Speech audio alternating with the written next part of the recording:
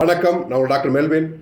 Brain tumours, கேன்சர்ஸுக்கு அலோபதியில் chemotherapy, radiotherapy, இந்த பிரெயினை ஓப்பன் பண்ணி பண்ணக்கூடிய சர்ஜரி அப்படின்னு நிறைய ட்ரீட்மெண்ட் ஆப்ஷன்ஸ் இருக்குது, நீங்கள் அறிவீர்கள்.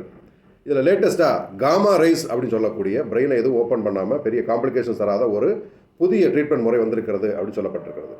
இந்த காமா நைஃப் அப்படிங்கிறது என்ன சொல்லுது அப்படின்னு சொன்னால், காமா ரைஸை ஒரு நைஃப் மாதிரி பயன்படுத்தி பிரெயினுக்குள்ளே அனுப்பி கேன்சர் செல்ஸை அழிப்பது. இங்கே எந்த நைஃபும் பயன்படுத்தப்படாது. காமா ரைஸ் அந்த வேலையை செய்வதனால தான் காமா நைஃப் அப்படின்ற பேர் வச்சுருக்காங்க.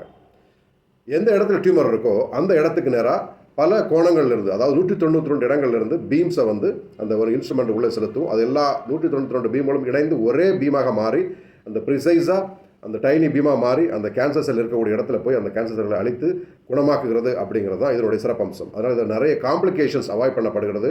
ஒரே நாளில் நீங்கள் வீட்டுக்கு திரும்பிடலாம். பல வகையான கேன்சர் கட்டிகளும், நான் கேன்சரஸாக இருந்தாலும் சரி, கேன்சராக இருந்தாலும் சரி, அதுபோல் எபிலப்சின்னு சொல்லக்கூடிய அந்த ஃபிட்ஸாக இருந்தாலும் சரி, ட்ரைஜினல் நியூராலஜி, அப்படி பல நோய்களுக்கு இந்த பிரெயினில் செய்யக்கூடிய இந்த காமா நைஃப் அப்படிங்கிற ட்ரீட்மெண்ட் ரொம்ப யூஸ்ஃபுல்லாக இருக்குது அப்படின்னு சொல்லியிருக்காங்க.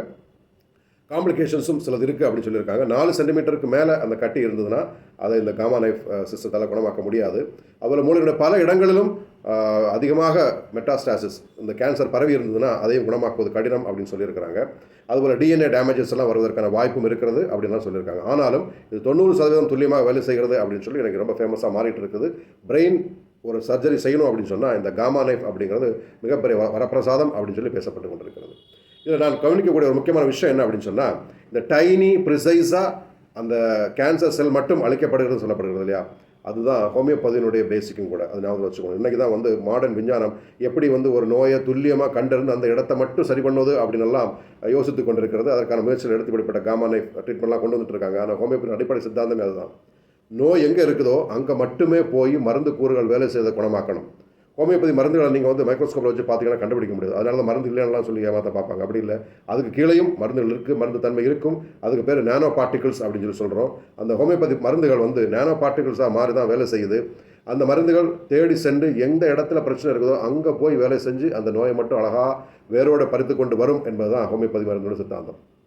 மாடர்ன் சயின்ஸும் இன்றைக்கி டைனி ப்ரிசைஸ் அப்படிங்கிற வார்த்தைகள் மூலமாக, நானோ பார்ட்டிகிள்ஸ் அப்படிங்கிற வார்த்தைகள் மூலமாக ஹோமியோபதியினுடைய சயின்டிஃபிக் தன்மையை நோக்கி தான் பிரயாணப்படுகிறது அப்படின்னு நினைக்கும் ரொம்ப சந்தோஷமாக இருக்கிறது. அநேக ஹோமியோபதி மருத்துவர்கள் பிரெயின் கேன்சர்ஸ் எல்லாம் ஹோமியோபதி மருந்துகள் மூலமாக குணமாக்கி இருக்கிறார்கள் அப்படிங்கிறத மறந்து போகாதீங்க. ஸோ இந்த மாதிரிப்பட்ட அவேர்னஸை க்ரியேட் பண்ணணும் அப்படிங்கிறதுக்காக தான். இஃப் பாசிபிள் நீங்கள் ஏதாவது ஒரு கேன்சர் ப்ராப்ளம் இருக்கிறீங்க, உங்களுக்கு தெரிஞ்சவங்க இருக்கிறாங்க அப்படின்னு சொன்னால் தயவு செஞ்சு ஹோமியோபதி முதல்ல ட்ரை பண்ணி பார்க்க சொல்லுங்கள். கொஞ்சம் பொறுமையும் நிதானமும் உங்களோட ஒத்துழைப்பு இருந்துன்னு சொன்னால் கம்ப்ளீட் கியூர் கிடைக்கும். அநேகர் குணமாக்கிட்டு இருக்காங்க. So use homeopathy. Be happy, B healthy. Bye.